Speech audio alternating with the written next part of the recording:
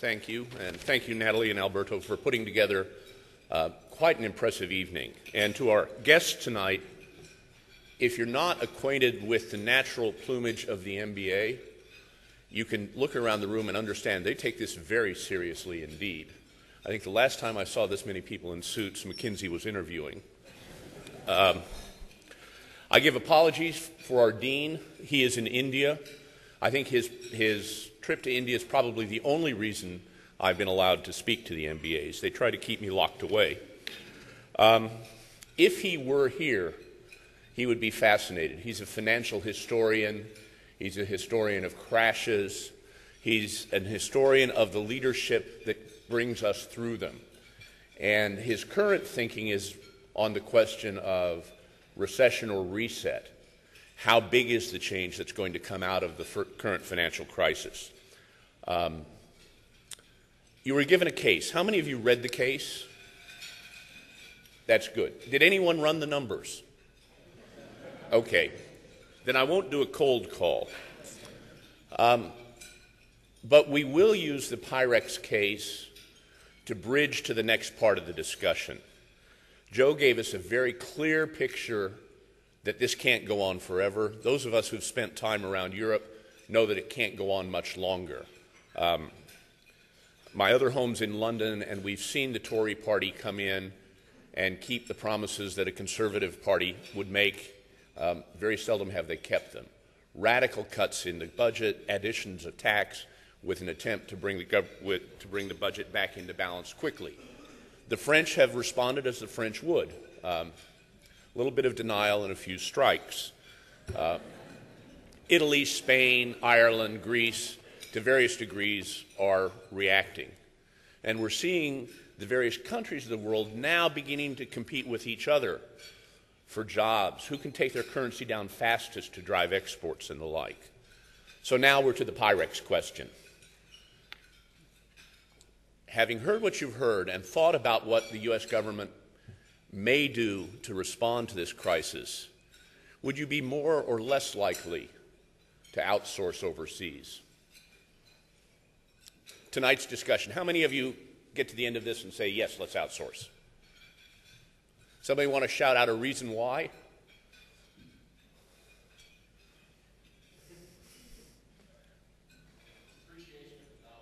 You think the dollar is going to depreciate, and therefore you ought to have a foreign source. Does anybody understand that? Say it again slowly. The dollar will drop relative to your supply currency, so your outsourced costs will go which way? Your outsourced costs will go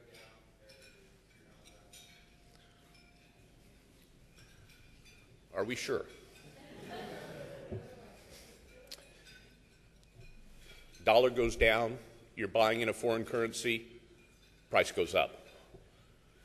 Anybody else want to go with outsourcing?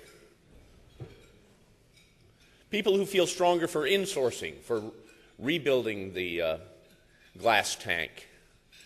Take it offline, invest $12 million. Why is that a good deal? Why does the world we're looking at make that better? Yes?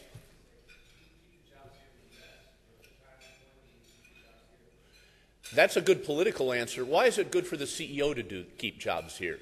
Has he got an obligation to?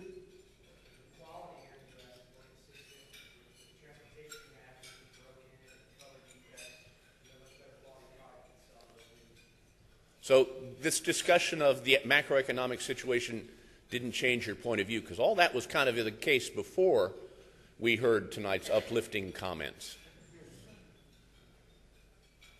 Yes? Taxes? You think taxes are going to be higher here than elsewhere, and that offsets the difference in currency, you may still want to outsource. All right.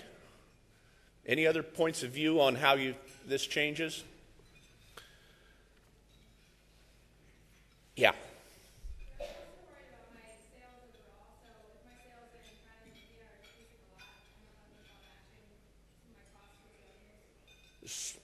So if volume's going to go down, I may just want to delay the whole program. So I may not get as good a payback if I'm in a period of Japanese stagnation.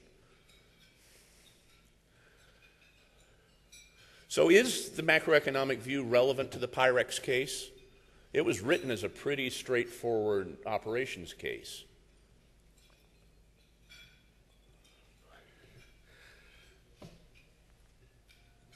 My argument is, obviously, that it is. I made most of my career in international business, and the interplay between countries, the interplay between company and government is a critical part of the business context. And here at Darden, you start in your first year learning a lot of tools: finance, marketing, accounting, decision analysis. But as you listen to the CEOs who come through, they're great CEOs not because they're masters of the tools, that's table stakes, but because they're masters of the context and the opportunity that context creates. There is no way to assume leadership in a globalizing world without understanding the context in which you operate. And the government and the economy and the way the government and society address the economy are a critical factor that shapes that. Public policy both shapes the context, and the interaction with government shapes the opportunities you have in the way you conduct your business. Certainly when I was on the Department of Energy Board in the UK or the Information and Computing Technology Board in Qatar, that interplay was critical both for the development of society and for the nature of opportunities that emerged. So I think it's important that we understand how these choices are made, and ultimately the role of business in helping frame those choices. So with that in mind, we have a fabulous panel tonight.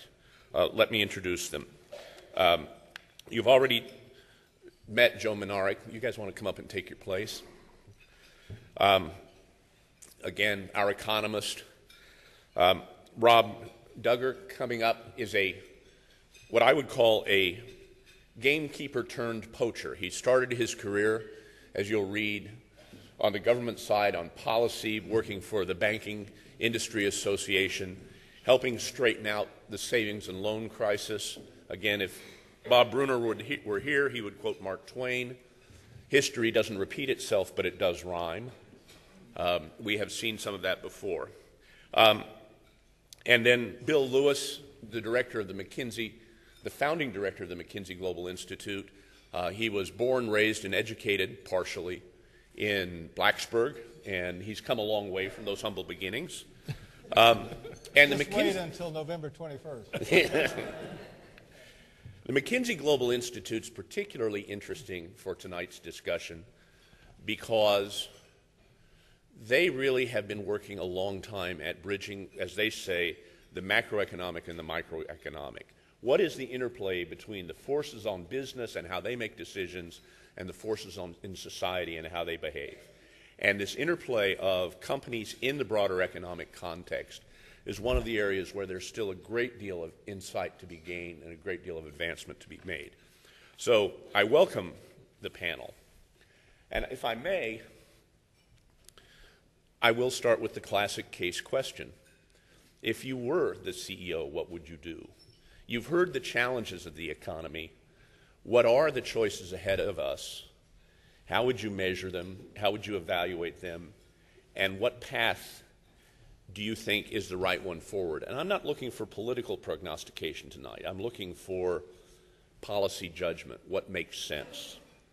And then as we expand, I think the question will be, how should this group of people think about their interactions on issues of public policy as they build their careers? But let's start. Rob, if I may give you the cold call.